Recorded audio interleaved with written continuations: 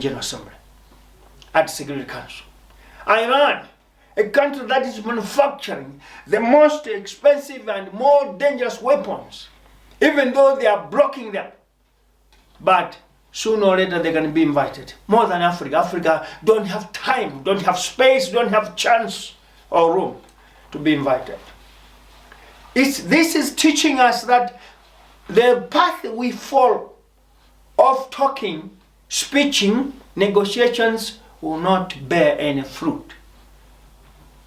For us as a continent to be ahead or to be able to be understood or listened to, we need to sit back at home and do what others have done. Don't tell me that we don't have technology in Africa, or we Africans are naive that we cannot produce heavy weapons. I don't want to listen to that, because black Africans are in all industries of the world manufacturing weapons, planes, technology, including spacecrafts. So don't give an excuse that we cannot. As far as we live and breathe, we can.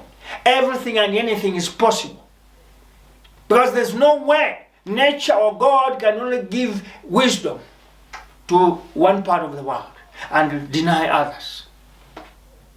I can remind you, Africa, if its geometry, mathematics were invented in Africa, if it's writing or languages or whatever vernacular that was to be translated on a paper and someone must go and read, it started in Africa. I just heard somewhere that there's an artifact that were stolen somewhere in Iraq before and they've just been found in America. They want to bring it back. And such artifacts we have in Africa. The problem that we have today in Africa is that our leaders don't have vision. Our governments don't have vision. They are puppets of those that are dictating what to do. So if we want to demand any seat at the UN, let us move from puppetism and come to decision makers. People that are independently deciders of their own destiny. And this is what Africa is. Now, I want to tell you, when UN was formed in 1919 after the fall of League of Nations, when the League of Nations turned into United Nations Organization in 1945, all the countries that had Security Council today were enemies. America was an enemy of Russia. America was an enemy of France, because there was Cold War then. But what made them to go and sit in that Security Council, it is because each of them had power. So they were scared of one another. Then they said, if you can't defeat them, join them. They said, let's create a house called Security Council, so that we discuss about our defense systems, control them, what they call proliferation or something. But if Africa is still behind and not part of the globe that is producing such weapons, that is producing such technology, that is getting to space expedition, let us forget entering Security Council in the UN. But as humans, we are forced to be part of the decision makers at the UN Council. But then we are following a wrong way. If we want to be there, first of all, here at home in Africa, South Africa, I urge you, stand up. Egypt, I urge you, rise up. Nigeria, I urge you, rise up. Kenya, you are strong, rise up.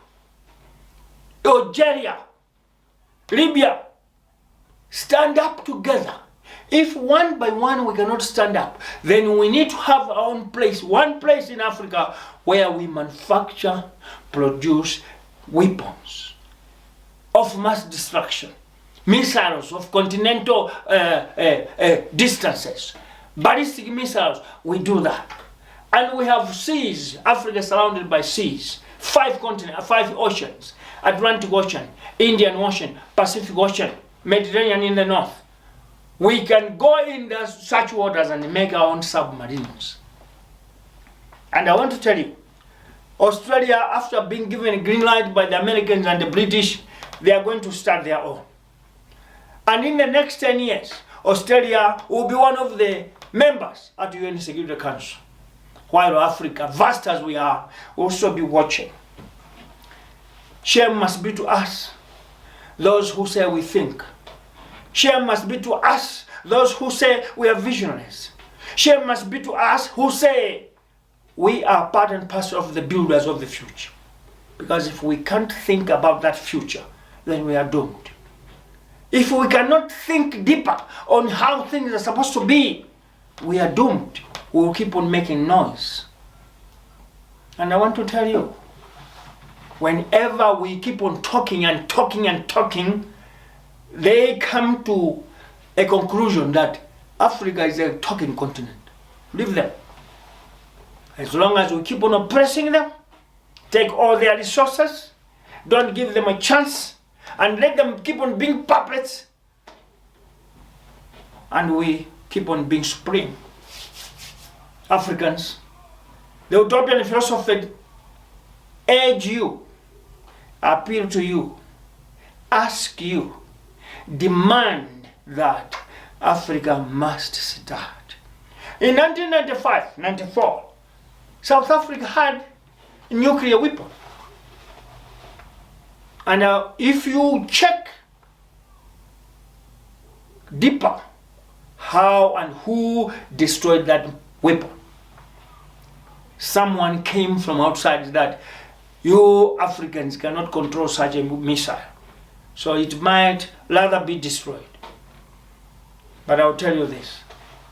These are the very same people that are allowing other nations to build wars against others. Israel today is a boasting nation because no country will accuse it of building of wars against the Palestinians. Israel every time is occupying lands of Palestine, nobody talks. And they produce weapons that no one has ever had. There will be no sanctions or any blockage. But once Iran do the same, then there will be a lot of sanctions and trade embargo. Now, if it's happening to stronger nations, we must expect 100 to 200 years for Africa to rise up again. If this is the temperament of reading or deciding or thinking of things. If we want it to happen tomorrow, let us start today. If we want to start to happen next year, let's go back into our rooms now and start planning. Power is never asked for. You earn it. You make it yourself.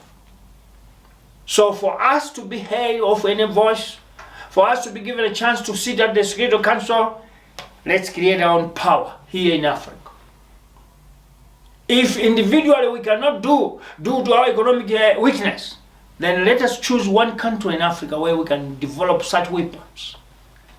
Or else, let's create one African army. Let's create one African defense. Then there we can now create a place that here, the way Americans are doing. America have got Area 51, Nevada, where they do their own technologies. They have another state where they choose to do what? Where they do their own weapons. Africa can do the same. We can say in Egypt, we make submarines. We can say in South Africa, that's where we put a space expedition. We go into space. In Kenya, we do ground weapons. That's possible as long as we get together and unite. Fellow Africans, I feel bad and pain seeing Africans going to UN all the time, not only given a space to talk or to make noise, but not even considered from whatever we say. And this mentality of waiting for funding from them, it's making us the puppets of other people. But I'll tell you, nobody, no human being is a puppet of another. We need to rise up. And there is no day that freedom will be given. You have to get it. There's no day that recognition will be given. You have to earn it with your hands. I wanted to say something here that